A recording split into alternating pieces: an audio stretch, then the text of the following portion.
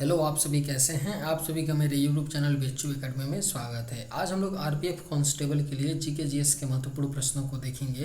ये सारे प्रश्न होने वाले आगामी एग्जाम आरपीएफ कांस्टेबल के लिए बेहद ही महत्वपूर्ण होने वाले हैं। तो चलिए आइए एक एक करके शुरू करते हैं। विश्व व्यापार संगठन का मुख्यालय कहाँ स्थित है? इसका राइट आंसर क्या है? विश्व व्यापार संगठन का मुख्यालय कहाँ पर पड़ता है? तो जिनेवा में पड़ता है विश्व व्यापार संगठन का मुख्यालय। वल्लभ भाई पटेल को सरदार की उपाधि किसने दी थी? बेहद ही महत्वपूर्ण प्रश्न है।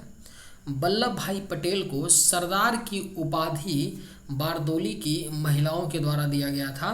सरदार वल्लभ भाई पटेल को सरदार की उपाधि। शरावती विद्युत परियोजना किस राज्य में स्थित है? आपके ऑप्शंस हैं महाराष्ट्र, कर्नाटक, केरल, तमिलनाडु। इसका राइट आंसर क्या होगा? शरावती विद्युत परियोजना किस राज्य में पड़ता है? आपका कर्नाटक राज्य में पड़ता है शरावती विद्युत परियोजना। इनमें से कौन सा स्थान मणिपुर की राजधानी है? इसका राइट आंसर क्या होगा? निम्न में से कौन सा स्थान मणिपुर की राजधानी है? तो इम्फाल क्या है? मणिपुर की राजधानी है। पार्यमाता आटोरिया किस देश की संसद का नाम है? इस प्रश्न को आप लोग वीवीआईपी कर लीजिएगा, क्योंकि पूछ दिया जाता है संसद का नाम, और अक्सर जितने भी भारत के पड़ोसी मुल्क हैं वहाँ की संसद का नाम आप लोग याद रख लीजिएगा। राष्ट्रीय खेल, राष्ट्रीय पक्षी, राष्ट्रीय पशु, ये सारी चीज़ आप लोग जितने भी पड़ोसी देश हैं याद कर लीजिएगा, क्योंकि पूछ देता है। पार्यमाता आटोरिया किस देश की संसद का नाम है? तो न्यूजीलैंड देश की संसद का नाम है पार्यमाता आटोरिया। अलाई दरवाज़ा का निर्माण किसने करवाया था? किसके द्वारा करवाया गया था? अलाई दरवाज़ा का निर्माण अलाउद्दीन खिलजी ने करवाया था। इसको कैसे आप लोग याद करेंगे? अ से अलाई हो रहा है और अ से अलाउद्दीन खिलजी, ठीक है। तो इस तरह से आप इस प्रश्न को याद कर सकते हैं कि अलाई कह रहा है तो अ से अलाई और अ से अलाउद्दीन खिलजी, यानी अलाई दरवाज़ा अलाउद्दीन खिलजी। किस गुप्तकालीन शासक को कविराज कहा जाता है? इसका राइट आंसर क्या होगा? किस गुप्तकालीन शासक को कविराज कहा जाता है? इसका करेक्ट आंसर क्या होगा? ऑप्शन सी, समुद्रगुप्त को क्या बोला जाता है? कविराज भी कहा जाता है।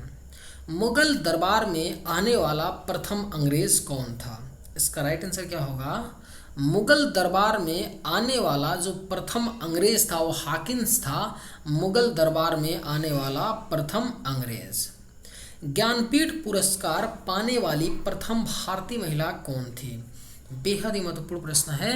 ज्ञानपीठ पुरस्कार पाने वाली पहली जो भारतीय महिला हैं वो कौन है? आशापूर्ण देवी हैं ज्ञानपीठ पुरस्कार पाने वाली प्रथम महिला। जर्मनी का एकीकरण कब हुआ था? कब हुआ था?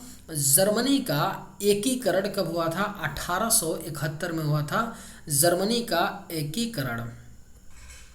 और जर्मनी की कैपिटल क्या है? कई दफ़ा मिस्टेक हो जाता है, तो इस बात को भी आप लोग याद रखिएगा। बर्लिन है, बर्लिन है आपका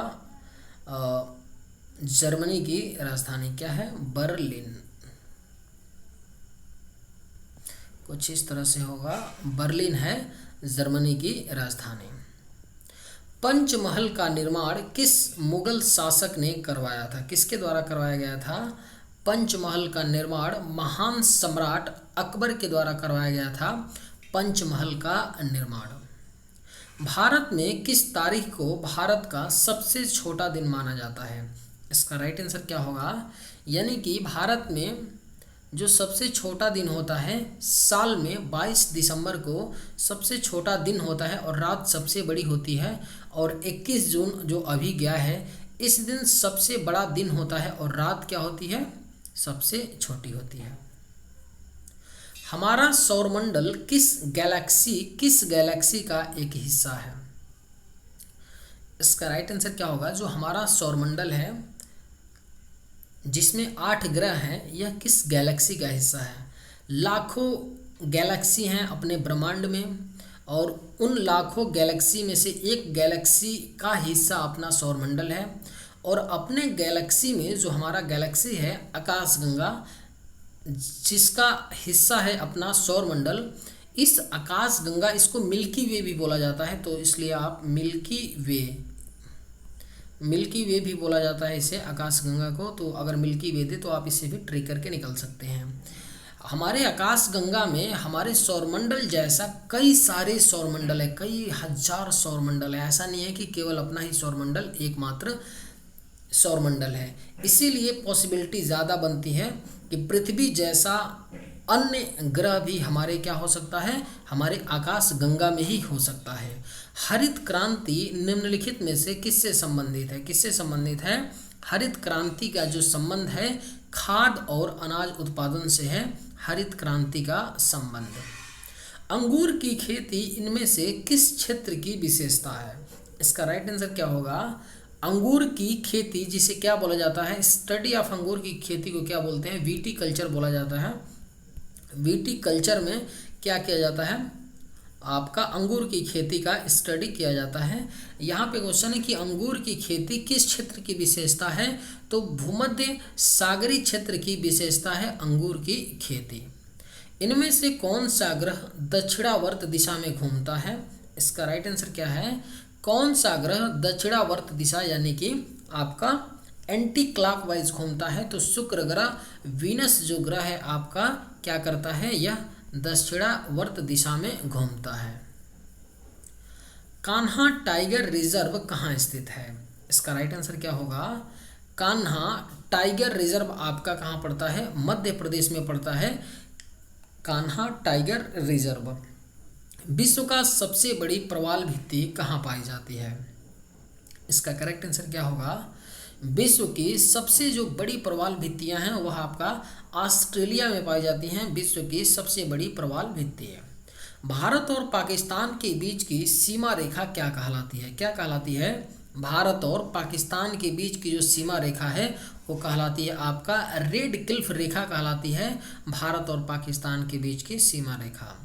सहारा रेगिस्तान कहाँ पर स्थित है? सहारा जो रेगिस्तान है दुनिया का सबसे बड़ा रेगिस्तान है, यह पड़ता है आपका उत्तरी अफ्रीका में, अफ्रीका महाद्वीप के नॉर्थ में पड़ता है, उत्तर में। नंदा देवी राष्ट्रीय उद्यान किस राज्य में स्थित है? बेहद ही महत्वपूर्ण प्रश्न है, पूछा गया प्रश्न है। नंदा देवी राष्ट्रीय उद्यान आपका पड़ता है उत्तराखंड में पड़ता है, नंदा देवी राष्ट्रीय उद्यान। काली मिट्टी मुख्यतः किस राज्य में पाई जाती है? इसका करेक्ट आंसर क्या होगा? काली मिट्टी जो है मुख्यतः आपका महाराष्ट्र राज्य में पाई जाती है, काली मिट्टी मुख्यतः। ग्रेनाइट चट्टानें किस प्रकार की चट्टानें होती हैं? इसका करेक्ट आंसर क्या होगा? ग्रेनाइट चट्टानें जो होती हैं किस प्रकार की चट्टानें होती हैं? तो आग्नेय चट्टानें होती हैं ग्रेनाइट चट्टानें। सुंदरवन का डेल्टा निम्न में से किन नदियों द्वारा निर्मित है? बेहद ही महत्वपूर्ण प्रश्न है, इसको आप लोग भी वीआईपी कर लीजिएगा।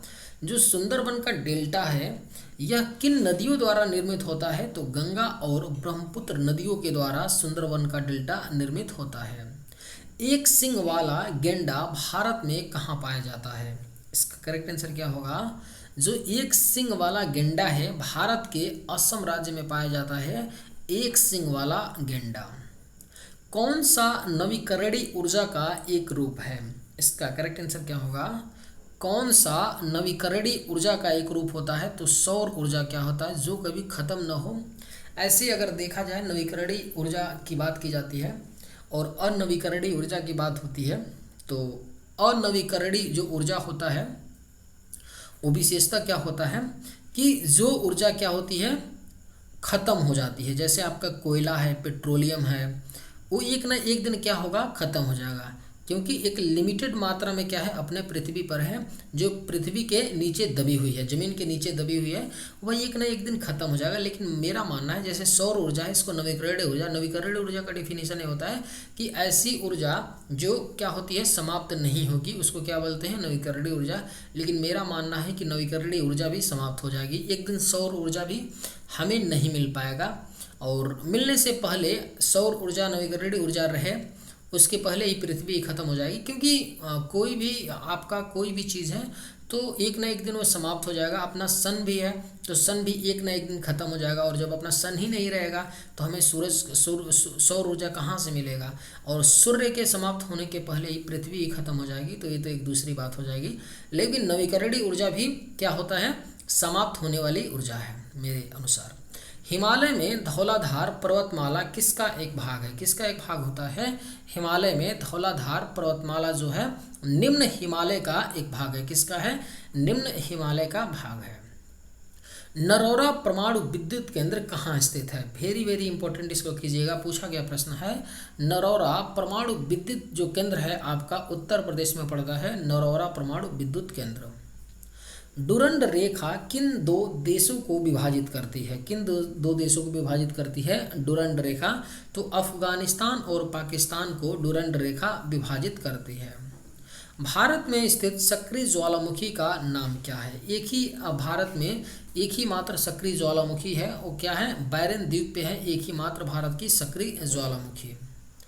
टुंड्रा वनस्पति कहाँ पाई जाती है? यह प्रश्न आप लोग के लिए है कि जो टुंड्रा वनस्पति होती है वो कहाँ पाई जाती है? इसका राइट आंसर क्या होगा? आप लोग कमेंट करके ज़रूर बताइएगा नीचे कमेंट बॉक्स में। चलिए आज की वीडियो में बस इतना ही। अगर आप लोग को ये वीडियो पसंद आए तो एक लाइक ज़रूर कीजिएगा। थैंक्स, जय हिंद।